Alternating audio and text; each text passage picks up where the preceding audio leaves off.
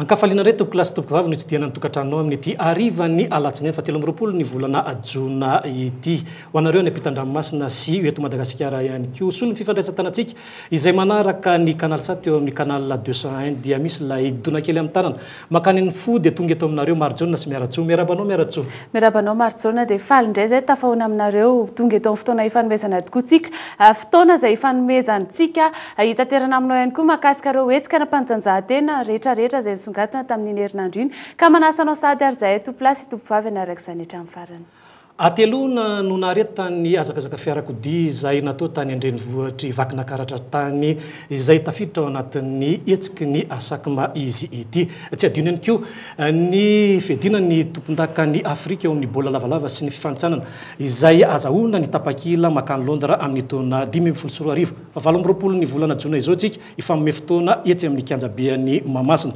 Teo ihany koa ny fedina ny tompon-daka ny Madagasikara ho an'ny Ayady Kungfu izay natao tetsy amin'ny lapany fanatanjahantena ary ny azakazaka soavaly ho an'ny tompon-daka ny Madagasikara dia natao teny amin'ny faritry elafiny. Tompolasy tompovavy manasanao anjo izany ho an'ny hatramin'ny farany.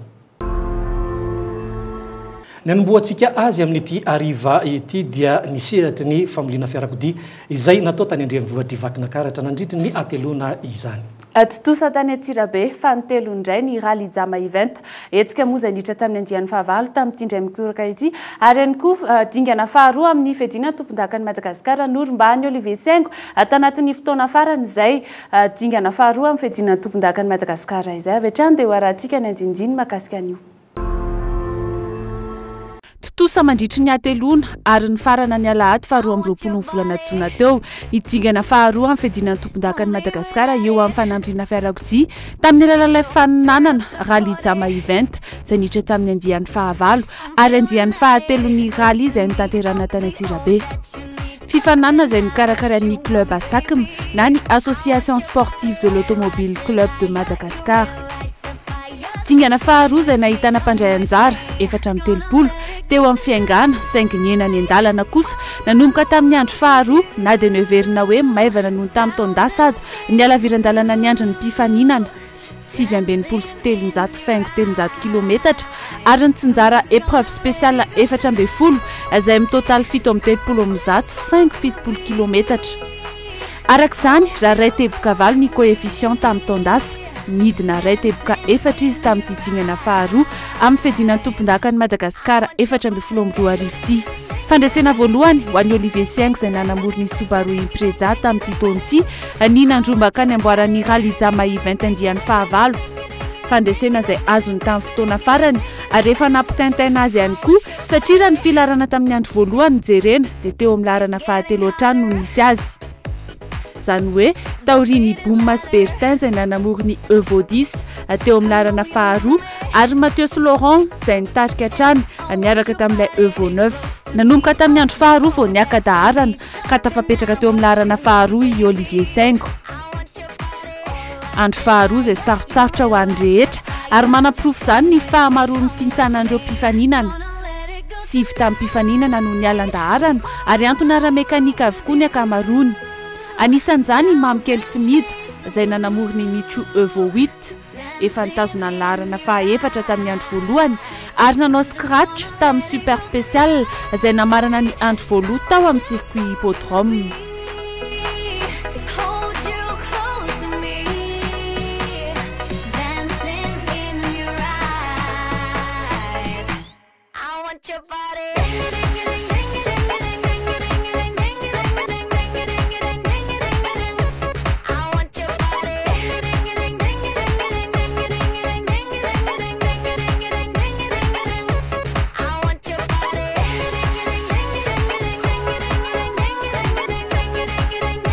Tapaka brary ariny izay zany tato amin'ity spécialité dia tapitra ny rally indray aloha amin'ity.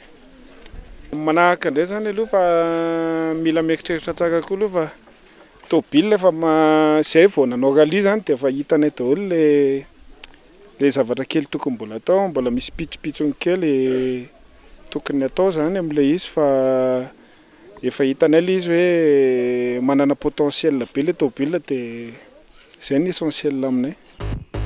Akoatra azy mirahalahy, anisan'ny mpifaninana nitsana teo am-panatanterahana ny dingana manokana fahaenina dia Andray Kiba.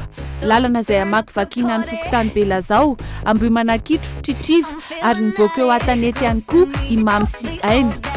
Hitoviana ny antony, olana mekanika. Tratra les sauté zay des boîtes les transmissions. Une transmission droite no tsoka. Ngamba tsy eritreritry ny ano itsony fa manaraka ndray manarina. Le izy satria efa hita kely any hoe nisy graisse tsoka graisse miparitaka atao amin'ilay transmission de adinona nanao serrage liste ary amin'ny parc de réparation de zay. Niampy Ronel andarana tamin'ny andro voalohany fifaninanana izay miisa 3, ny 2 olana mekanika, tovinenina olana teo amin'ny boîte, belzamem, pompe essence ary ny iray kosa dia sortie de route iony. Mpanamory 76 nonandray fiangana ny alahady izay andro farany atrehana ny épreuve spéciale miisa 10 mirefy 3:30 faingo 70 kilometatra. Io andro farany io raha nitarika hatrany Mathieu ary nanana tombony tamin'ny Olivier Sibouma izay teo milarana faharoa sy fahatelo dia voatery namerina carnet de bord satria vita tao amin'ny spéciale fahatelo-ambin'ny ny rally ho an'izy ireo. Olana mekanika. Problème na train avant zany hoe tapaka le pivot.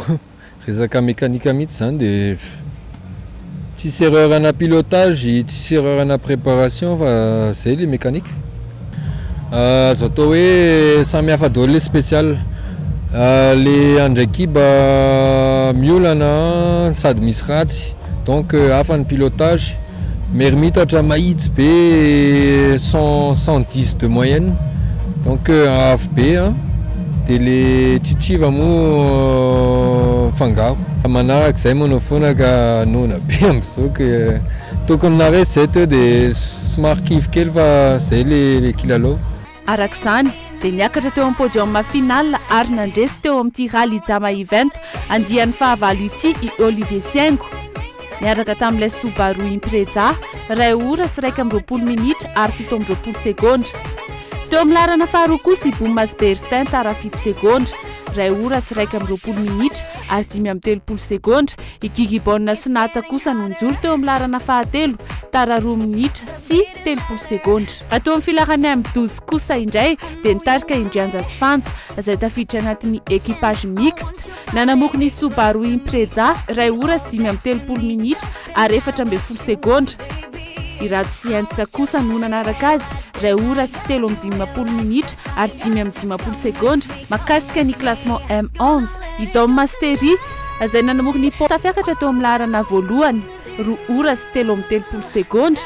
Narahiny Erinirina sy Erika izay nanamorony Peugeot 206 2 ora sy 3 minitra ary 13 segondra. Christian sy Lucas no nitarika teo amin'ny Scats M10 niaraka tamin'ilay Peugeot 206 2 ora sy 14 minitra ary 17 segondra. Laharana faharoa kosa i Ariandry sy Maentz nanamorony Peugeot 104 sady voasokajy manana ny copilote tanora indrindra ihany koa tamin'ity fifaninanana ity 2 ora sy 17 minitra ary 13 segondra. Atony mahazatra dia mbola 2 hatrany no nifaninana teo amin'ny Scats T2 izany hoe ho an'ireo fiara tsy mataho-dalana ka i Freddy Sachin no nitarika ny lohany teto rehefa navita ny dingana 14 tanatin'ny 2 ora sy 30 minitra ary 13 segondra tamin'ny alalala io Suzuki Max. Faharoa kosa i Aja Danielson sy Irlanto niaraka tamin'ilay Great Wall Wingle 5 2 ora sy 13 minitra ary 13 segondra.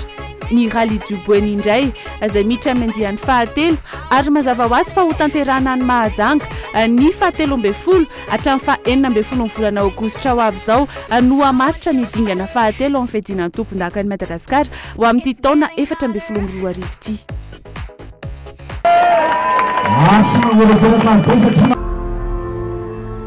Eo ny baolina kitra iraisam-pirenena kosa indray dia ny RFB Zamia avy Atsitosy nosolo tenantsika teto Madagasikara niatrika izay fifananana izay teo amin'ny latsaky ny 13 taona na velombolo ny vokatra satria dia norumbahany reto zandrikely avy Atsitosy reto ny amboara teo amin'ny lalao famaranana tany Frantsa tany Paimpol sy tany Kremlin nanatosana azy ity ary mazava ho azy ihany koa fa ho avy eto ireo mpanambola anao fotodrafitrasa lehibe ho an'ny RFB Zamia avy Atsitosy. ray no azonay final tany Mergera Bretagne de tao Paimpol izahay fa fito zany hoe quart de finale zay no nitsana de tao Kremlin moa zany zay nisy firenena 10 navelombolo tokotra an'ilay satria raha voalohan'ny fivoahana zay nataonay de fa nahitana vokatra fa mbola maro moa niezaka zay tokony ho atao aorianan'izao fahatongavana eto Tanindrazana indray zao.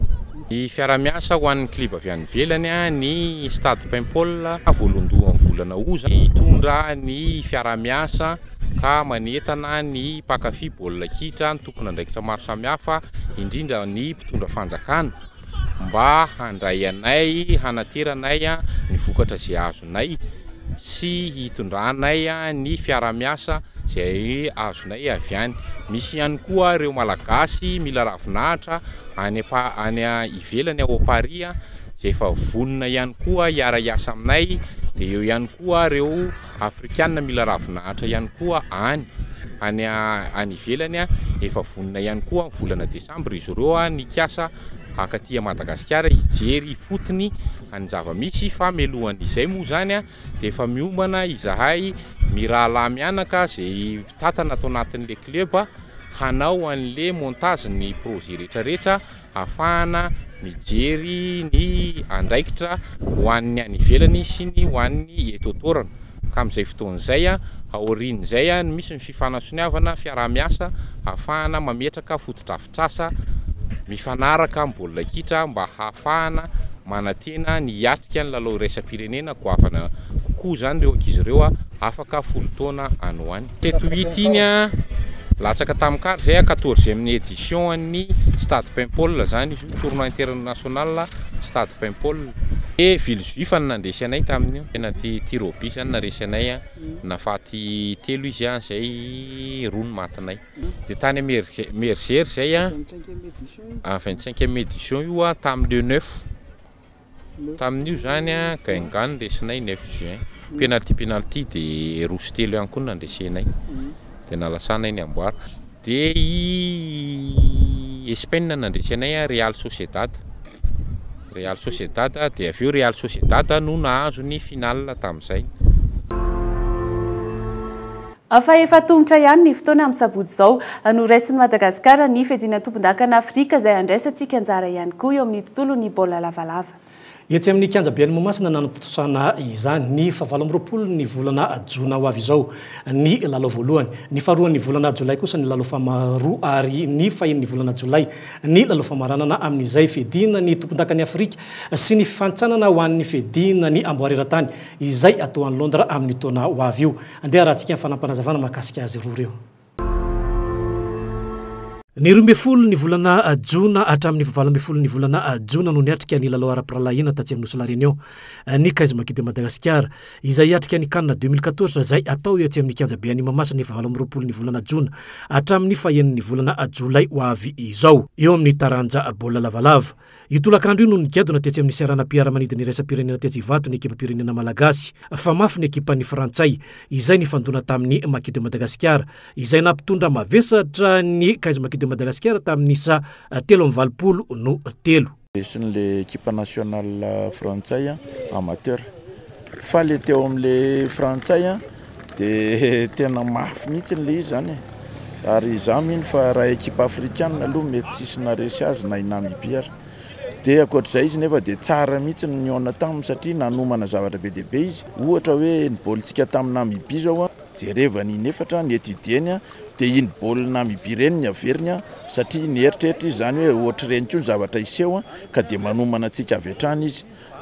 De izy moa lehibe ary teknisianina tanteraka fa ny zavatra tsara tamin'ny ekipa malagasy de ny faute aloha tena zara raha nisy faute teny ambony terrain hoe pénalité de ny akoatr'izay ny placage tena hoe placage nandritra ny 20 minitra tsy akiato de naratra moa voadona kely fotsiny gogoa ngamba raha matsa mafy be ohatr' zany raha hoe rainy somarina ratra efa zava-dehibe zay satria atao anatin'ny fanomanantsika raha zao indray vao misy maratra dia fahavoazana lehibe. Mandray ndraiky safeno ny fanjakana amin'ity CAN 2014 sy ny fantsanana amin'ny amboary eran-tany izay atao any Londres ny taona 2024 ity. Ministère sport zany zao dia efa nanampy ny fédération fa raha ny tena izy aloha ny tsy tonga amin'izay 465 millions zay fa zay kely eo ampelantanana eo zany no atao zay vitan'ilay faninanana. Amin'izao fotoana zany dia efa miezaka tokoa ministère satria manana andraikitra lehibe ny ministère ny fanampiana eo amin'ny fédération amina fandraisana lalao raisam-pirenena ohatr'itony ka everiko fa eo ampikarakarana azy moa zany zay miaraka amin'ny ministère ny finance everina fa isy ny fanampiana an'ireo fédération ny rugby ireo na amin'ny alalan'ny budget nay manokana atao amin'ny ministère na amin'ny alalan'ny fitondram-panjakana foibe ny amin'ny alalan'ny ministère ny finance zany. Ny anaran'izy 20 miralahy iaro ny vonam-pirenena malagasy izay iady ny tompon-dakany Afrika sy ny fantsanana ho an'ny fedinany amboara eran-tany amin'ny taona ho avy io izay atao tsy mikanja be any Mahamasina nomeny ny mpanazatra nasionaly. Zay natsoina hoe maki metal moa zany amin'ity taona ity. Ihaja dia hitolotra Jo, José, Sidonie, Ridjedmont, Yalin, Rabé, Dolpha, Gougou, Raherin Kosfa, Benja, Tina, Toussaint, Zaki, Bien, Rasoanaivo na Iradadatou, Coco, Deka, Solbe, Christian, Claudio, Tony anakady fotsy, Yerina akady fotsy, Donal ary Yasina. Zay ngamba ny anaran'izy 20. Vonina sy nanome toky ny ekipe-pirenena malagasy iaro ny vonina-pirenena amin'izay fiadina ny tompon-dakany Afrika sy ny tapakila andehanana any Londres izay ary nanome toky izy ireo fa tsy maintsy tonga any amin'izay fiadina ny amboara eran-tany izay atao any Angletera amin'ny taona ho avy io. Fa makasika ny tolo ny fanatanjahantena amin'ny akabeny kosa indray dia efa mivoaka amin'izao fotoan'izao ny volavolan-dalàna makasika andreny fidorohana zava-mahadomela ireny eny anivon'ny ministera ny fanatanjahantena. Lany teny anivo ny solombavam-bahoaka ity volavolan-dalàna ity ary ho apetraka eo antsika eto Madagasikara.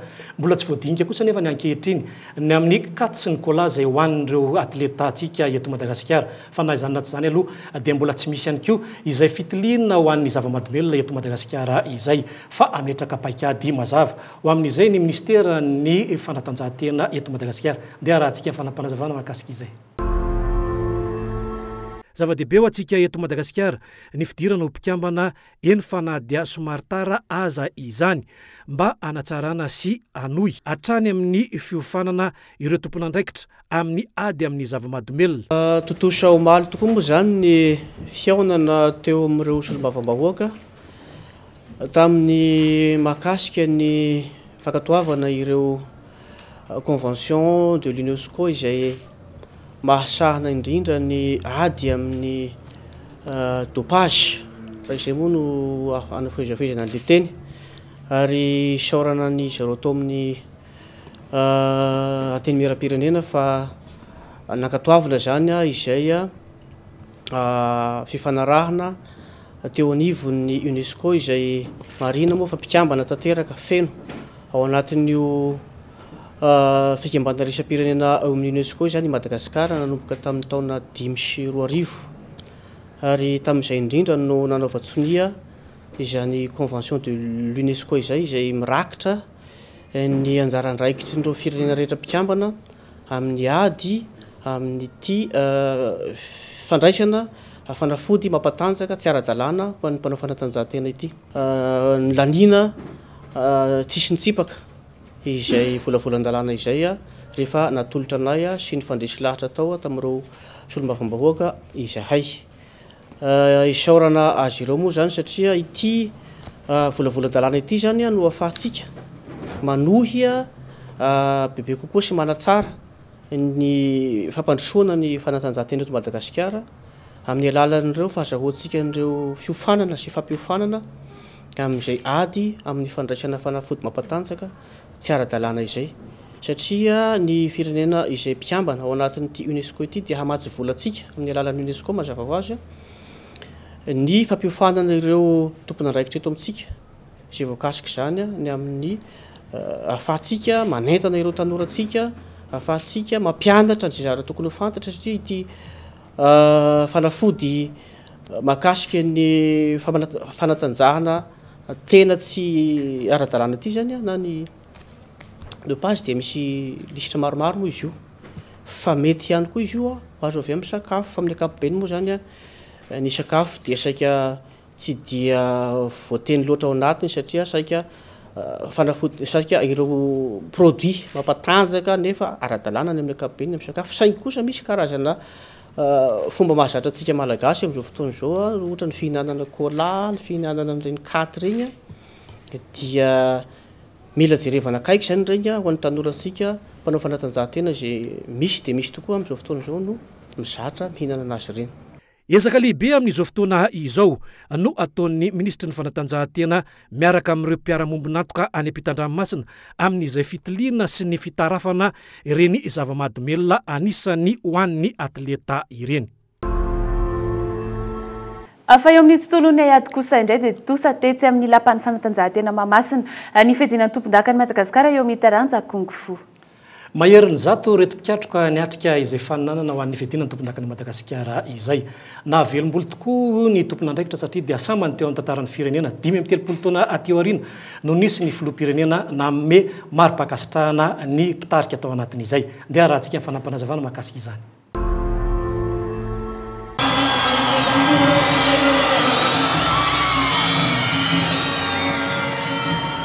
Navorolona marobe ny fiadinany tompon-daka ny Madagasikara eo amin'ny Ayady Kung Fu wisa izay natao tsiatsian'ny lapan'ny fanatanjahantena tetsy Mahamasina. Sambany teo amin'ny tantaran'ny Kung Fu no nisy ny fanolorana ny mari-pakasitrahana avy amin'ny filoham-pirenena malagasy ary ireo faritra 20 nisy teto Madagasikara dia nandray anjara feno tamin'izao faninanam-pirenena izao.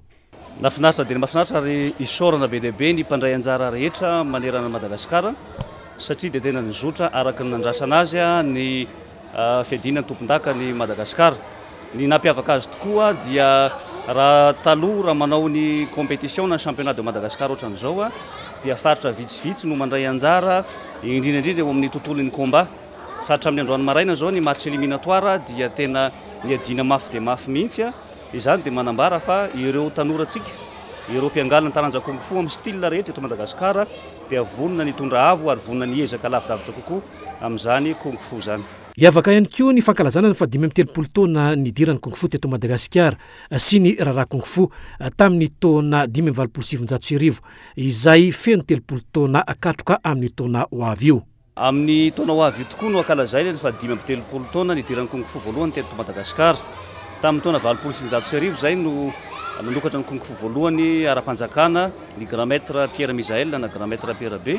Dia ankalazaina zany amin'ny 2015 io izay 5-30 taona zay ary indrindra koa 30 taona ny fahatsiarovana ny raharaha Kung Fu izay nitranga tamin'ny 5-27.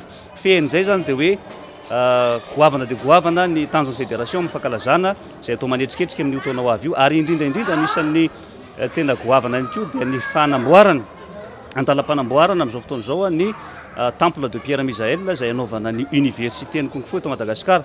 Eo Ambatomarahavavy no misy an'izy io raha hektara latsaka kely eo izay efa mandeha ny fanaovana ny terrassement amin'izao fotoana izao ary hiditra amin'ny fanaovana ny tamboho. Heverinay fa afaka taona vitsivitsy dia hitsangana zany ary ho rehare ny Kung Fu aty amin'ny faritry ny ranomasimbe indianina. Roa taona zay no tsy nisy intsony ny fiadinany tompon-daka ny Madagasikara teo amin'ity Ayady ity noho ny antony politika. Ny antony tsy nisy iny izay championnat de Madagasikara tao anatin'ny 2-3 taona mihitsy dia niarahantsika nalala moa ny crise politika teto amin'ny firenena. Ny Kung Fu dia tsy mba anisan'ireo taranja mahazo fanampiana avy amin'ny ministera ny fanatanjahantena sy ny tafita fa dia tena ny herin'ny tenany manokana no anaovany azy ka misy any ireny fotoana zany banga rehefa mandalo fotoan-tsarotra ohatrandreny ny firenena dia mandalo fotoan-tsarotra ohatrandreny zay satria tsy mahazo an'izay fanampiana izay fa kosa efa milamina ny firenena amin'izao fotoana izao dia manantena sy mino zay fa tsy mijanona izay fiadinany tompon-daka ny Madagasikara zay. Nampanantena ny filohan'ny fédération malagasy sy ny tompon'andraikitra eny anivon'ny Kung Fu wisa fa iavaka tokoa izay Ayady Kung Fu izay eto Madagasikara satria dia anisan'ny andrarezin'ny Ayady izy ity.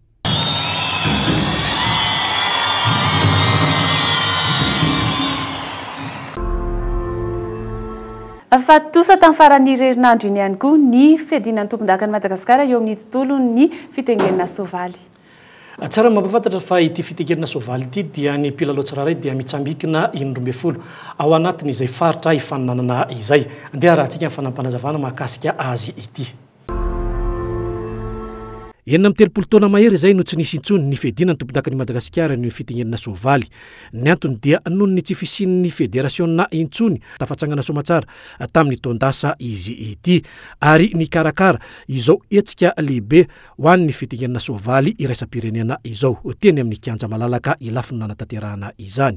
Championnat de Madagascar fitsambokinana obstacle fantatra amin'ny hoe CSO zay ahafantarana zany ny tompon-daka eto amin'ny firenena malagasy amin'ny kategoria na saranga samihafa ary zay efatra manan-talenta indrindra zany zay hoe zay mahavita tsy misy okianina sans faute ary koa le fotoana kely indrindra zay efatra voalohany no midina final ampiofanana ireo mpitaingin-tsoavaly tanora satria tsy afenina fa anisan'ny fanatanjahantena sarotra tokoa izy ity satria tsy ny mpitaingina fotsiny fa miaraka mandrindra amina biby velona zay tsy maintsy eritreretana ihany koa zany ny fahaizana. Sarotra ny mandainga fa mbola tsy ao anatin'le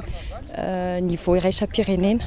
Zay indrindra no nahatonga ny federasiona napihetsiketsika ireo olona mpanofana zay efa manana ny lanjany eo amin'ny iraisam-pirenena zay tonga teto amintsika nandritra ny taona ity sy ny taona teo aloha zany hoe fampianarana an'ireo coach atsika mba hampita ny fahaizana ihany koa ho an'ny mpitaingin-tsoavaly.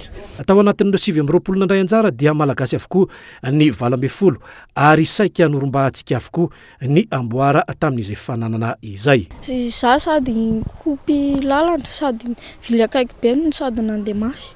Vao tsy misaoty alizy le soavaly de manao cercle zay vao hoe pénalité.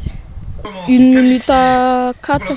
Tsara le compétition sady mampivoatra ny ankizy rehetra koa hitondra Madagasikara amin'ny sehatra iraisam-pirenena zany ny tanjoko. Raha ny vokatra teo amin'ny sokajy A dia norombahan'ny Rakotondramaro Sona, teo amin'ny sokajy B junior kosa dia lasany Zara Ulgaire izany, teo amin'ny sokajy C norombahan'ny Rakotondramaro Ketin, teo amin'ny sokajy B senior dia lasany Rakotondra B Mario, teo amin'ny sokajy B elita dia lasany Jad Bersia, teo amin'ny sokajy B elita senior dia mbola norombahan'ny malagasy tamin'ny alalan'ny Randriana Vai Joel izay fananana izay. Tsara mampafantatra fa ity fananana ity dia eo izana no isiny izany isataona. Afa eo amin'ny tontolon'ny aiady hatrany dia mbola anatin'ny fanomanantena tanteraka ny ekipa pirenena ho an'ny sokajy junior izay hiatrika ny fiadinan'ny tompon-daka eran-tany ho tanterahana ny Italia. Ny fahenina ka hatramin'ny 17 ny volana septambra avy izao no isy fananana iraisam-pirenena izay. Samy hiaro ny voninahim-pirenena avokoa ireo ekipa izay hiatrika ity fananana any Italia ity.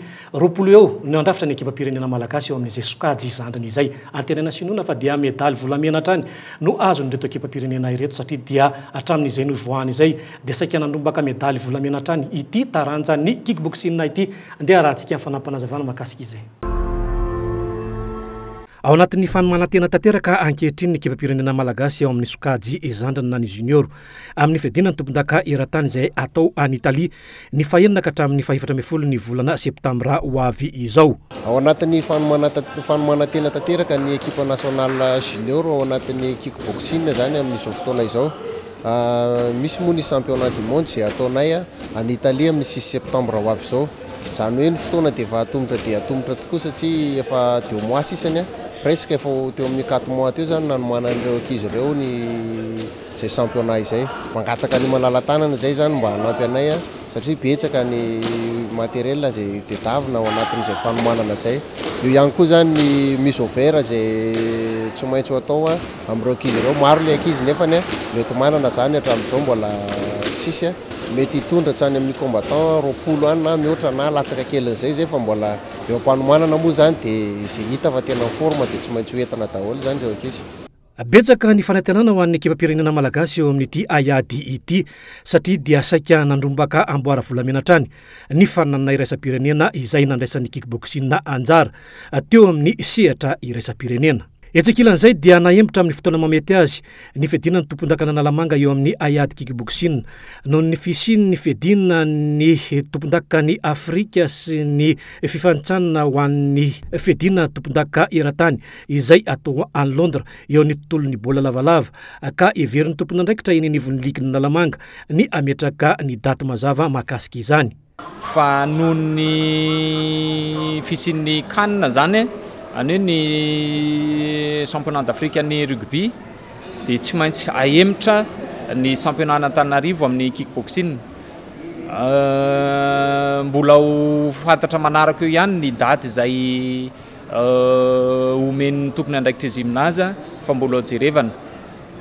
Dia hita eo moa hoe manao ahoana indray ny fanomanana rehetra mikasika an'izay championnat Antananarivo amin'ny kickboxing zay. Fa itoy ny fananana eny anivon'ny section amin'ny alahady ho avy izao etsy amin'ny kianjan'ny tafon'ny Mahamasina no antanterahana izany. Misy lalao fiantsena maromaro zany ho hita ao anatin'io fandaharam-potoana anatin'io 2020 ny volana Jona io. Mametraka tantara tsara eo amin'ny sehatra iraisam-pirenena seto Madagasikara ny ayady kickboxing satria dia izy ireo hatrany no saika solon-tenantsika eo amin'izay fananana iraisam-pirenena izay na eo amin'ny satarika zany na ho an'ny olon-tokana ihany koa. Mahavelom-bola araka izany ny hoavin'ny kickboxing eto Madagasikara satria dia mahafeno ny fepetra ilaina eo amin'ny sehatra iraisam-pirenena ny mpiatroka malagasy ankehitriny. Dia iny ihany koa tompolasy ny manakatona ny fotoana izay niarahana menadata aminao amin'ity hariva ity. Saorana ianao nanaraka izany hatramin'ny farany. Fakasitrana tolotra ho antsika rehetra tany tokantrano tany ary saorana lehibe ihany koa. Ireo teknisianina marobe napitany sary sy ny feo mivantana tany tokantranontsika tsararay avy tany. Tsy adino ihany koa no misaotra anareo any ampitan-dranomasina manaraka ny canal 7 eo amin'ny canal 201. Tsy adino ary fisaorana mitafitafina tolotra ho an'ny mpampiakanjo any Menada dia ny stella etsy Analakely eo amin'ny fiantsonana ny zotra 730 amin'zato. Aza misaraka ny fahitalavitra Cool TV satria dia mbola maro ihany koa ny fandarana ao aoriana izao fandarana Cool Sport izao. Manofa samy tsara indray tompoko lasy tompoko vavy. Mandrapiresaka tompoko.